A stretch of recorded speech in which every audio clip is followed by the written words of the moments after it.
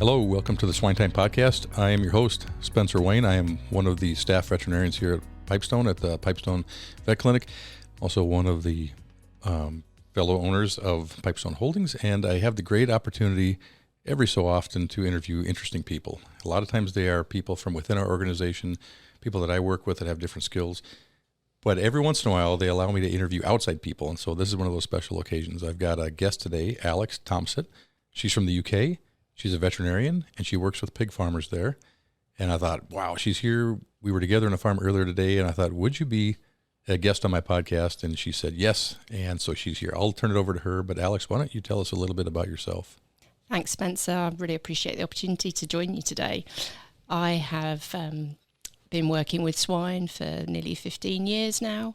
I'm based in the southwest of England, about 2 hours west of London. I have a husband and 2 kids at home who have very kindly allowed me the opportunity to come over to the States to experience your production, which I'm super grateful for. I qualified in 2003 and I've worked in the same practice since I qualified. Started working in sort of general agriculture, mostly dairy, with a key interest in swine right from the start, right from university. And I was given the opportunity by the people at the practice to move across into swine quite quickly by sort of working up my way up, doing small volumes of calls and helping them out because my ability to be pig clean was quite easy, doing a mixture of farm animal species to start with. And then I gradually developed my client base. So my exclusivity with swine sort of developed from there. Okay, so a couple vocabulary differences. You said, I qualified in 2003, and I thought, qualified for what? Qualified, it's another way to say you graduated? I graduated from vet school, yeah. Okay, and then you went to a kind of a mixed practice and then started working with your pig clients. That's correct. So the practice I work in is based in Wiltshire, which is in southwest England. It's a multi-species practice, so we cover all species across 4 different departments. We have circa 50 veterinarians working in our practice across all those species. How many locations? We have a main hospital, which is where all of the ambulatory vets are based out of. So the farm animal, pig and equine vets are based out of there. That's also where our small animal hospital is. We also have 3 satellite small animal branches, all with small surgical capability. And we also have another interest in a practice about 20 miles north of the main centre. Okay. Is that common to have a veterinary clinic setting like that with multiple locations and 50 vets, or is that unusually large? We are quite large. We're probably one of the largest, if not the largest, mixed practice in the UK, independent mixed practice. And it's not uncommon to have a model where you have satellite sites, particularly in small animal, because you would cover a larger geographical region and be able to service more people. It obviously gives us the opportunity to be able to service our agricultural clients better because we can supply medications out to those more remote locations via our branch practices as well. Okay. So this morning I left my house and I drove 2.5 hours to meet you at the farm, and that's a pretty typical day for me. I'll drive 2 to 3 hours and I'll be at a farm and I'll be there the bulk of the day, and then I'll drive back and I might hit another site on the way back. For you, where you are, is it common that all your clients are within an hour, within half an hour, within 3 hours? What is the drive distance on a daily basis that you might be going to? Within our swine geography, we're quite dispersed, particularly for the UK model. So the southwest of England, the pig farms are much more spread out than they are in other regions of the country. The other 2 main areas of the UK with pig production are the northeast and sort of East Anglia, the eastern part of the country, and that's much more geographically dense in terms of pig numbers. So in the southwest, we are much more dispersed. Mm-hmm. It would not be uncommon for me to do a 2.5 to 3 hour drive to get to one of my sites. So what I've done today with you is quite familiar. Yeah, that's actually kind of similar to here, because if I go a couple hours south of here to our group in Orange City, those guys have, every corner has a pig barn on it. And so they are much more like what you described in East Anglia or the northeast corner of the country. So, okay, well, that's interesting. And you do swine exclusive practice, or are you still doing cattle? Or I've been exclusively swine for between 15 and 17 years now. Oh, okay. So we were talking a little bit earlier today. What's your largest client? What's your typical client? Kind of describe that client that you work with in England. We have a selection of clients right across the spectrum of people that keep pigs, from those that decide to keep them as pets and those that keep them on a larger commercial basis. We would have sow herds upwards of 1,000 pigs and right down to sort of 50 to 70 on a commercial setting. I believe at the moment the UK average herd size is about 500. 500 sows, or is 500 sows. Okay. But obviously there's quite a spectrum on that. We have a large operation that we work with who has multiple breeding herd sites, and across their entire operation they would be looking at between 12 and 15,000 sows. Okay. And they're kept outdoors. Okay, so this gets to my next comment/question, which is, when we were showering out of the unit we were just at, I said, well, how many have showers? And you said, oh, most don't. I said, wow, what kind of country you got? You don't even have showers to get into your sow. You said, well, like half of the sows are outside, so it doesn't make a lot of sense to worry about showering when you're just going to walk right out to a pasture that you were just standing next to anyway. So that's a big difference from what we got here. That is probably the fundamental difference between the production that I've seen out here and what we're used to back home. We would keep approximately 40% of our sow herd in an outdoor setting. And by outdoors, that is the entire production cycle of the sow outside. And then the remaining 60% of the sow herd would be housed indoors. And that typically would involve crated farrowing, but free access stalls or open pen design for the remainder of their gestation period. There is no sow farm in England that is crated the entire time. There are no. Okay, by law. By law, we are not allowed to confine sows for the entire production cycle. Okay. The growing pigs, are they all in confinement type buildings, or some of those are also raised outdoors? What's the difference there? There's quite a limited population that is raised through to market outdoors. It's circa 2 to 3% of the grow finish population would be kept entirely outdoors. So born outdoors from outdoor sows and then marketed from the field. The remainder of the population is accommodated inside, and that would be a range of accommodation from open straw pens, solid floors with straw bedding, but we also do have more relatable buildings that you would be familiar with, which are fully slatted. Okay, and if they are one production style versus another, is that generally related to the marketing of the pigs, that, hey, these go to this output or this outlet channel that wants this type of pig and is paying more for it, or is it really a preference just by the producer and how they want to do it? Is it related to marketing, or is it just preference? Often it has a marketing bias. We have certain production flows that are aligned with certain retailers or integrated production systems, and they would have stipulations about what's required to satisfy the consumer, the end consumer, basically. And then there would be others that have opted to stick with the style of production that they are familiar with and that they feel works best for them, and then they seek a marketplace which requires those pigs. So that's why we have a range of production. Not everybody has the capacity to keep pigs outside. It's quite challenging. Yeah.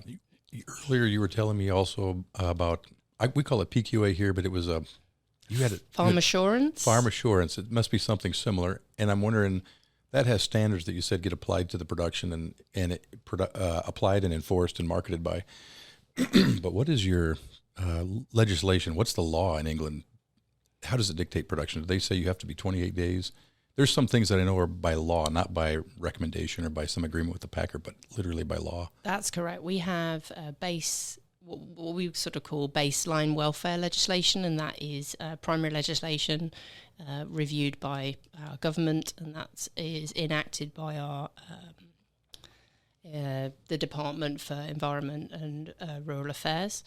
And that stipulates weaning age, it stipulates minimum space allowances, feed type, the requirement for some form of veterinary health plan and veterinary intervention that gives guidance on the best practice for keeping pigs.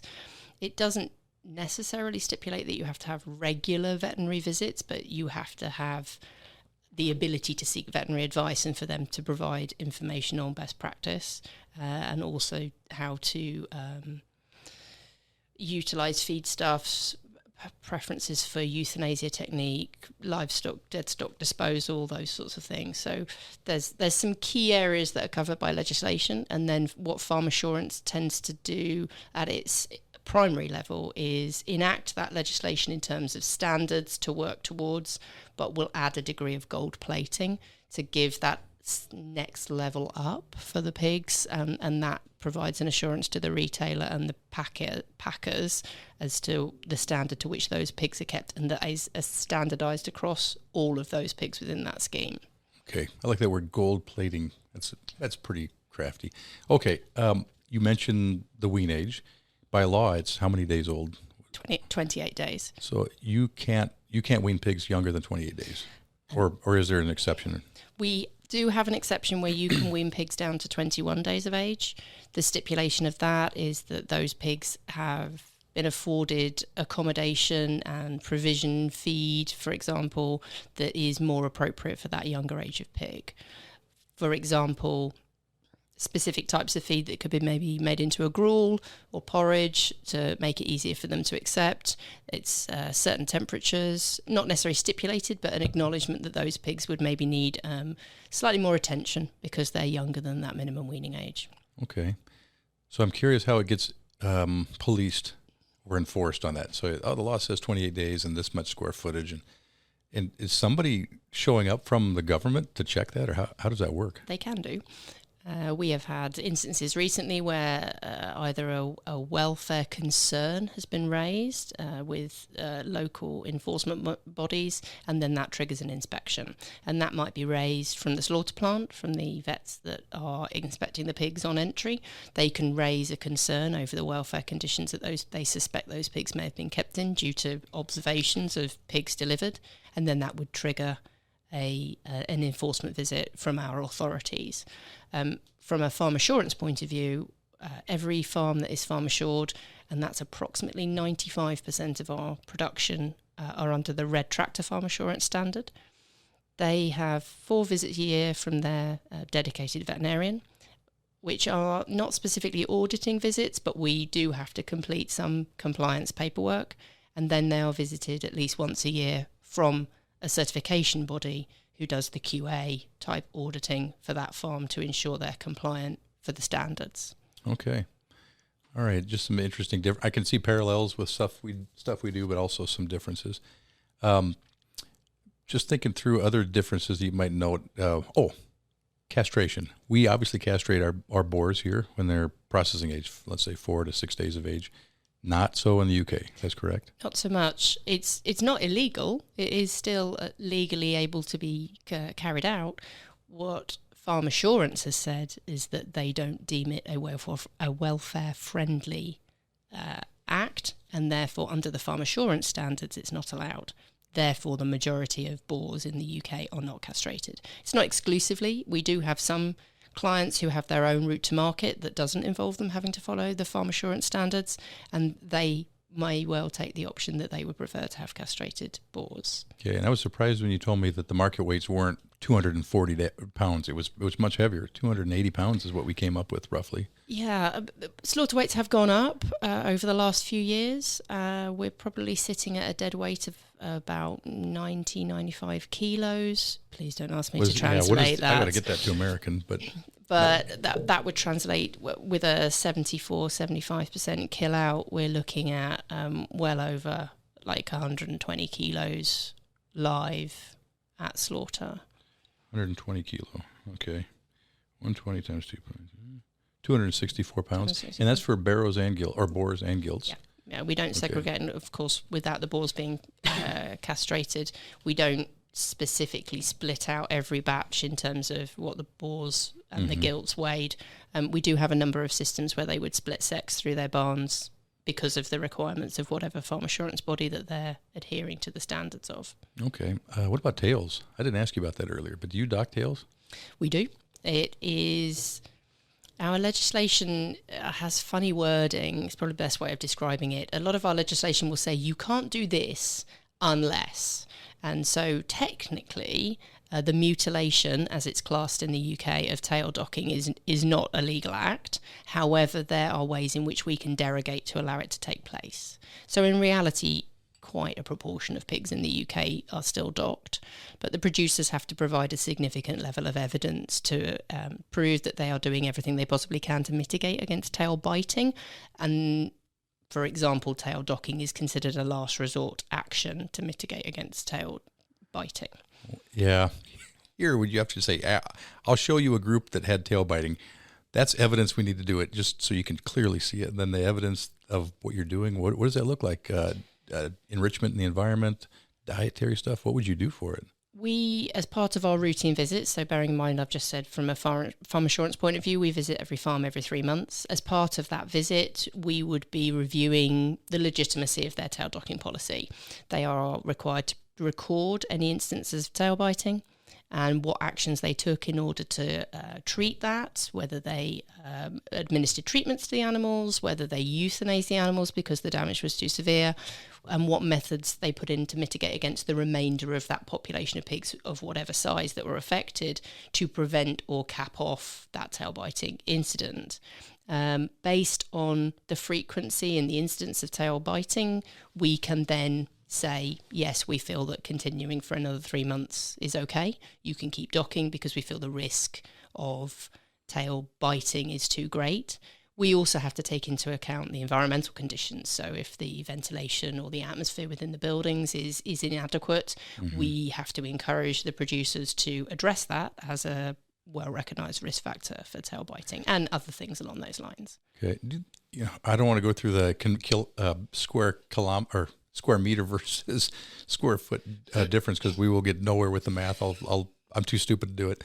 But your impression looking at the pigs you've seen so far here, and are we stocking at the same density in the finishers, or are you stocking lighter or heavier or same? I would say in the main for red tractor, I think you're probably similar, possibly slightly heavier, but just on visual observation. But from the higher welfare standards, you would be tighter. So the particularly marketed for high welfare farm assurance standards are well known for having a slightly larger stocking density. The reason I was asking is if we're stocking at, we would say 7 or a little over 7 square foot per pig in the finisher. It could be a little under 7, but something like that.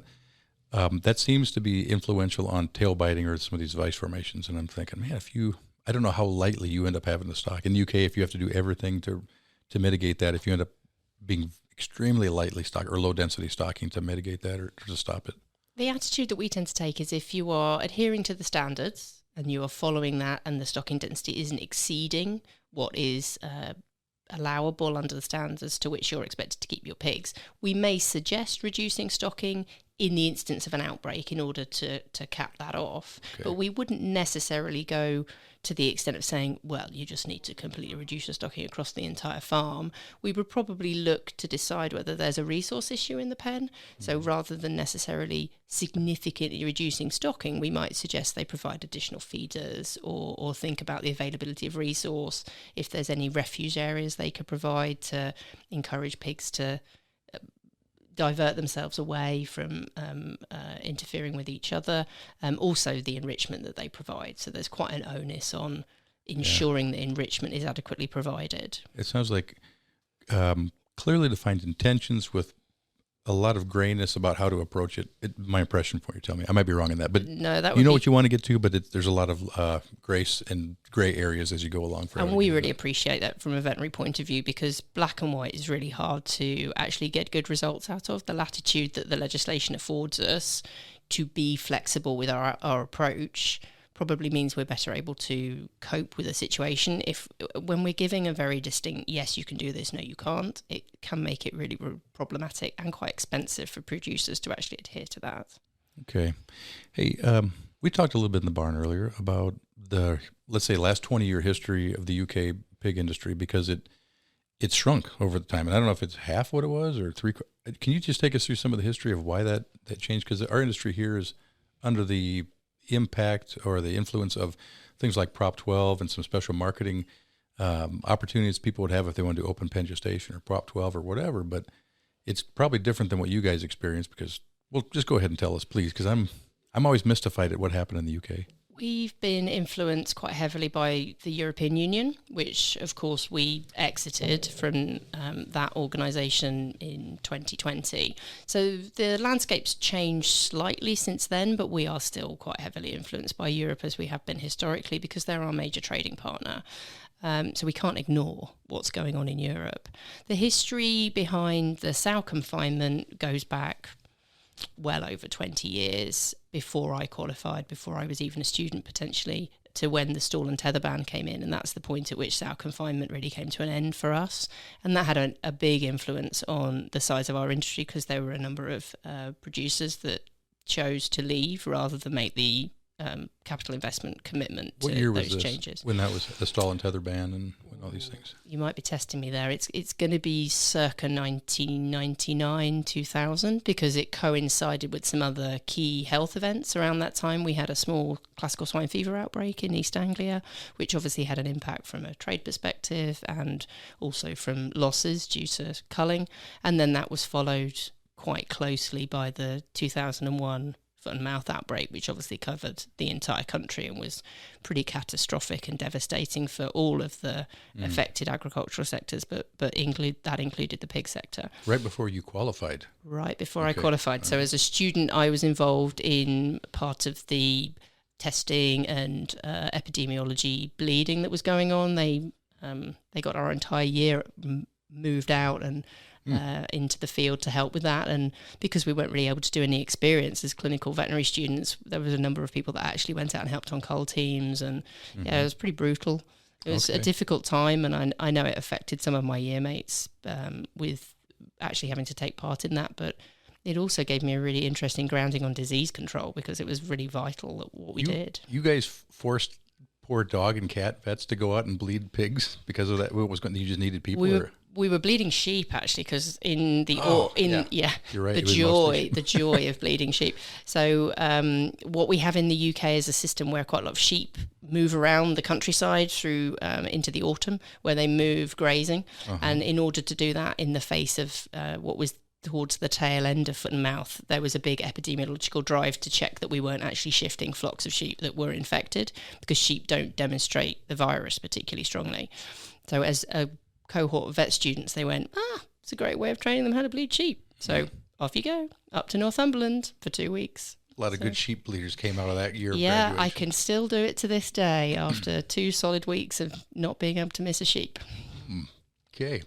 All right, so you had 2 big impacts, disease hits. You had a CFF and a foot and mouth disease outbreaks about that same time that really devastated a lot of the industry. It took, because of culling, they basically had to eliminate many herds, or was it a trade issue? Yeah, there was culling, and then, following on from that, we did have the trade issue. It took us circa 10 years to get back our links with China as a result of that FNDV outbreak.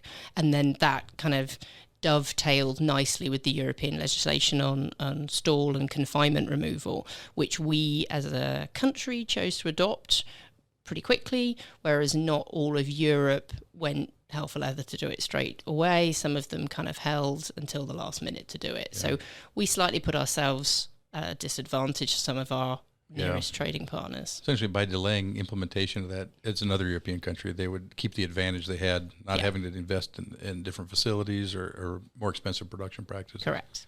Okay. All right. So that didn't help in general. If you were looking at putting money in the pockets of UK pig farmers, those 2 things were not good. Yep. And then just to cap it all off, we were in the situation where PCV2 came in, which obviously most swine producers are familiar with the impact that had at the time, when we didn't have any reliable vaccines and we weren't really entirely sure what we were dealing with. So that kind of followed on from this perfect storm of things that had happened previously. So it was a really tough time in the industry. And then the sow productivity improved, so we didn't necessarily need to vastly increase our sow herd size because we were producing more piglets from the sows that we did have. But if you kind of spool forward to where we are now, our most recent census data says that we are at the smallest sow herd we've ever had. We're just over 325,000 sows in the UK. Okay. I didn't ask that, but that you answered a question that I was thinking about as well. Okay.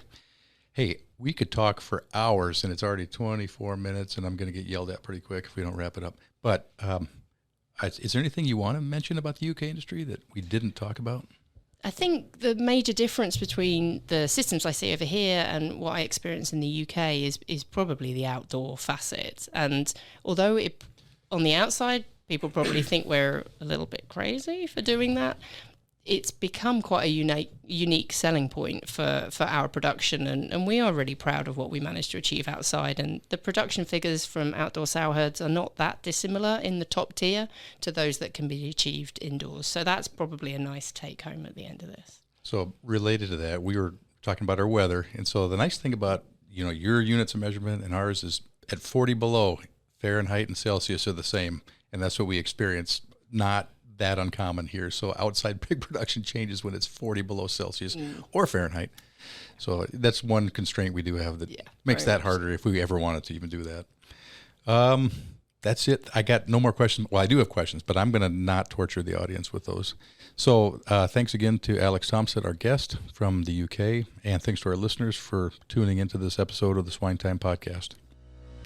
The SwineTime podcast was created for the pork industry and individual pork producers around the country. Hosted by me, Dr. Spencer Wayne with Pipestone Veterinary Services, the podcast contains pork industry news, advancements in animal care, and how to enhance your productivity. Find the SwineTime podcast at www.pipestone.com or on your favorite listening platform.